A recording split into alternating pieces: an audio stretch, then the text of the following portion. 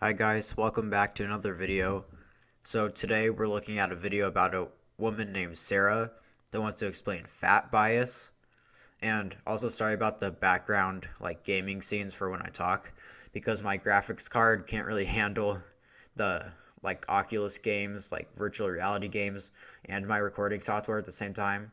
So it's kind of choppy and it made me look like an idiot who can't play this easy game. So yeah, I hope you guys enjoy and let's start looking at this video.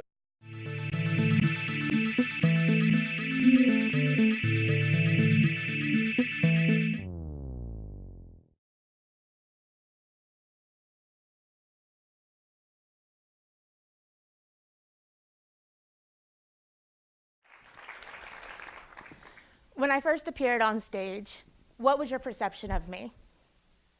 Lazy, disgusting, perhaps depressed, unmotivated, unhealthy. Based on my appearance, it's usually assumed that I'm lazy and unhealthy, that my weight and my condition in life are self-inflicted. Of course, I think that your condition in life and your weight is self-inflicted. It's called an assumption, and it's something that everyone makes normally based on the majority. So if the majority of fat people are inflicting this upon themselves, then I'm going to assume that you are also doing this. And you are right that my first impressions of you were that you are lazy and unmotivated, because most obese people that eat too much and exercise too less are lazy and unmotivated. That's not true, but often I don't get a second chance to make a first impression. Now, those stereotypical perceptions that pop in people's minds when they see someone affected by obesity, that's weight bias. And while a stranger's opinion of me, like the woman in the grocery store who once made fun of my cankles, might hurt my feelings. I know that you aren't trying to seek pity, and as bad as it sounds, you should kind of expect this kind of stuff if you're fat. Like, because I'm a white male, there are crazy people that think that I'm a racist misogynist, even though I'm not. The same kind of thing of people assuming that you're self-inflicting this weight on yourself, even if you aren't. But weight bias that I've experienced in healthcare has hurt me physically. When doctors and nurses have the perception that I'm lazy and unmotivated and non-compliant, that influences the care they provide and then has a negative impact on my health. Now, the Obesity Action Coalition, along with the Rudd Center for Food Policy and Obesity, note that while there has been an increase in attention to obesity, little has been done to end the bias that people affected by obesity experience in their everyday lives. And that bias extends from the workplace to education to the healthcare system. Why is it bad that doctors are assuming that you are unmotivated and obese? Because you are obese. You're like really obese. And the fact that you have the obesity, or I mean, the audacity to dictate to me that healthcare isn't good enough for you, like, man, come on, our tax dollars are going to the obese people that are too lazy to get up and stop eating so much. Also, the attention to obesity is mostly so that people will start losing weight, and it's not really targeted at the minority of obese people that have a real excuse of why they're obese. Now, perhaps you're wondering, how is my health? Metabolically speaking, I'm actually pretty healthy. I don't have diabetes, I don't have sleep apnea, and I don't have high blood pressure. So then, why am I so fat? It's assumed obesity is a self-inflicted condition due to poor lifestyle habits. I was actually born to be fat. My excess weight is caused by two conditions.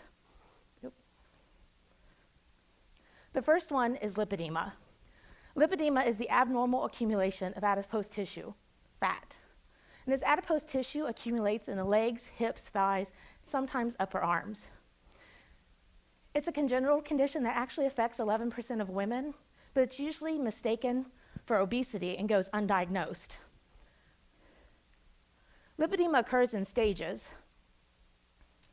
and the advanced stages including lymphedema.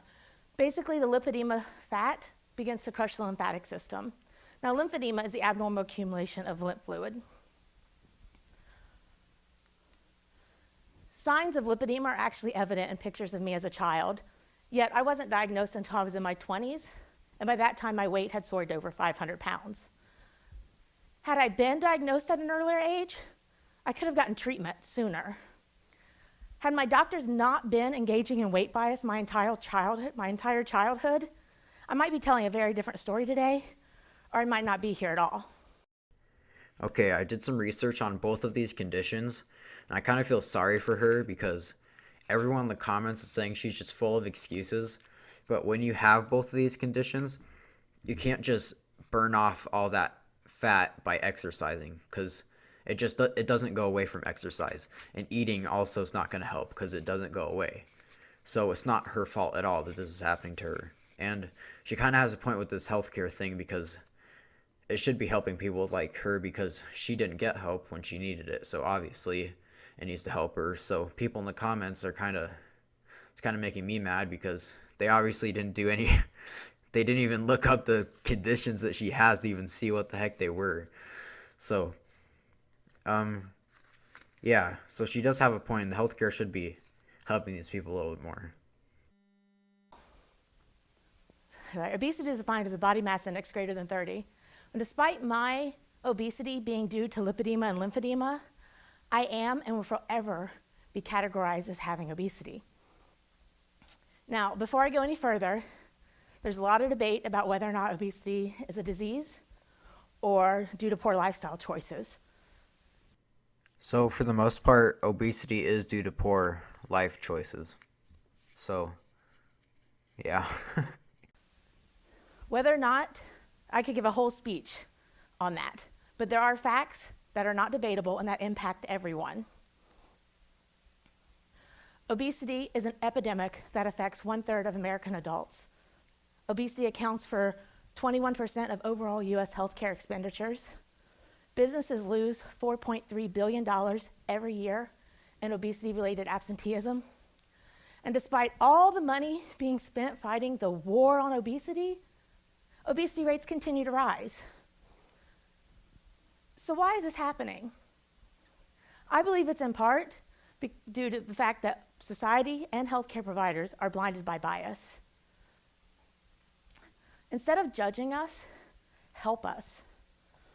The focus needs to be on the individual patient, not awareness. We know we're fat. We've been told we're fat our entire lives. Okay, not many of those facts that you showed us are really helping your case too much. But obesity is kind of annoying how we're spreading the like news to everyone that obesity is raging on and stuff, but we're not doing anything about it really. Like we're not putting it into action. That frustrates everyone. Like whenever something is just everyone knows about it, but no one's doing anything about it is always frustrating. But the one thing that is kind of a problem for me is that you said that we need to help you guys more, and I think that's just ridiculous. Because I mean, we're already giving you tons of money because of healthcare with our tax, but that obviously hasn't helped. So what the heck are we supposed to do to help you? Because I mean, well, maybe you because you're not like you have excuses because you actually have problems, but for the rest of like Americans that don't have actual like disorders or diseases or whatever. I wouldn't really call it a disorder because disorder sounds really negative.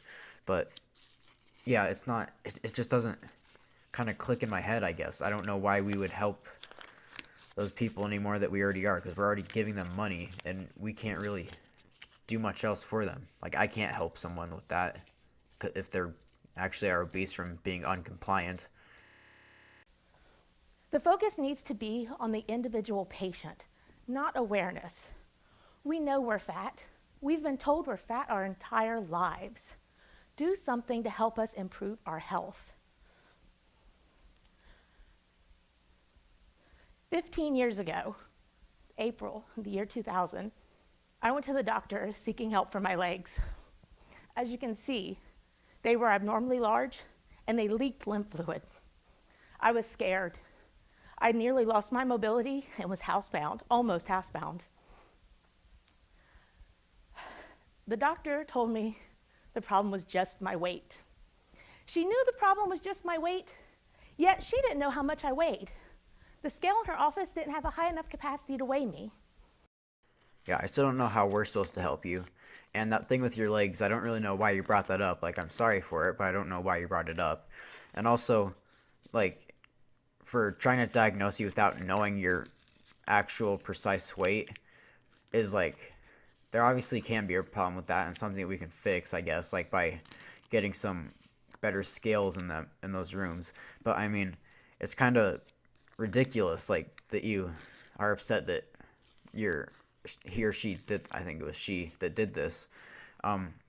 Like you don't have to touch a flame to know that something's on fire, and you don't have to weigh. She shouldn't have to weigh you to know that you're really, really obese. According to the Rudd Center, only 1 in 11 physician offices have a scale with a capacity beyond 300 pounds. Imagine stepping onto the scale and hearing that clank and watching the nurse slide the weights all the way over and nothing happens. Imagine how frustrating it's to be told to lose weight and not having a starting point to monitor or gauge any progress. I so desperately wanted to know my weight, I went to a junkyard to weigh myself. Now, in one of the richest countries in the world, a country that spends nearly $3 trillion on healthcare, and I had to resort to a junkyard to get vital medical information.